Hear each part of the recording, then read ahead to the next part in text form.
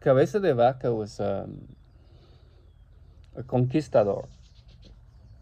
And whenever you see in history one civilization, one culture that has superior technological capacity, like the British in India,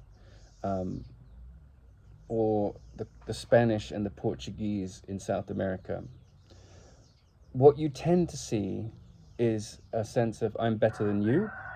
And with that I'm better than you complex comes the shadow nature of the mind, which justifies horrific behavior,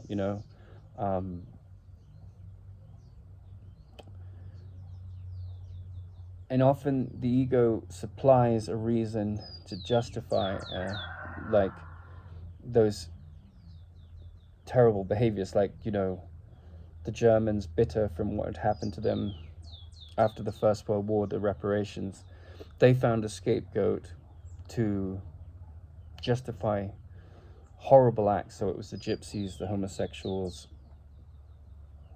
and the Jews.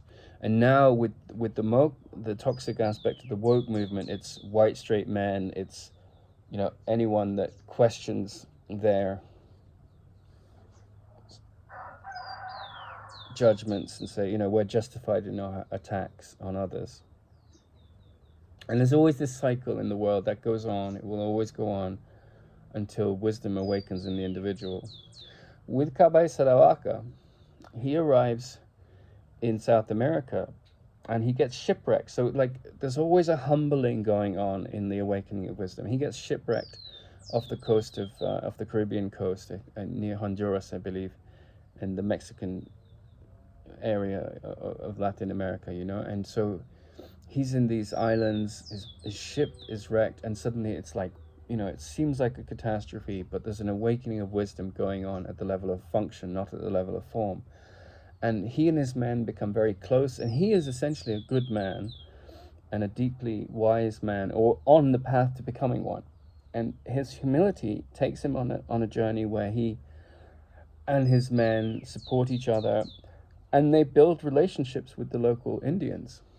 And in the movement of this journey to embrace these wonderful exotic tribes and go beyond their cultural differences and learn from the cultural differences, he learns their ways and he becomes their friend. But he also brings the flu to them and they die. And there's a moment where one of the leaders of the tribe says, look, I like you, but you've brought this pestilence upon my tribe, and if you don't heal them, you're dead, right? So, because and he says, look, nothing personal, but that's the way a leader works. My job is to protect my people. And so there's this incredible scene where, faced with certain death, they sit and they pray, and they come to a state of seeing these people as healed.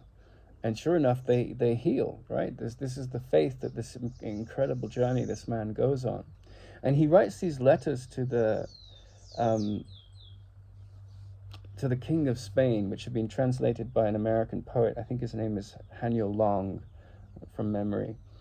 And they're beautiful letters, because he said, you consider yourself to be a Christian, but to the king, and he has this guile, but there's total fearlessness and love in what he's saying. You consider yourself to be a Christian, but what I witness in the New World is all these people that are saying turn the other cheek, and our Savior is this character on the cross that died for our illusions, and we are reinforcing our illusions and attacking and going around with bloodthirsty meanness to steal all their gold, rape their women, and to kill and take them out and take control.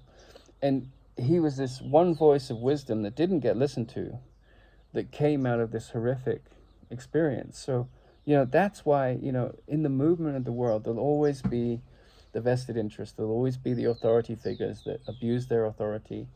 And if you're interested in awakening to wisdom, you have to be in that mad field of time and space, this character like Cabeza de Vaca that transcends the opposites and sees the goodness and the similarities beyond the surface change differences in all of us.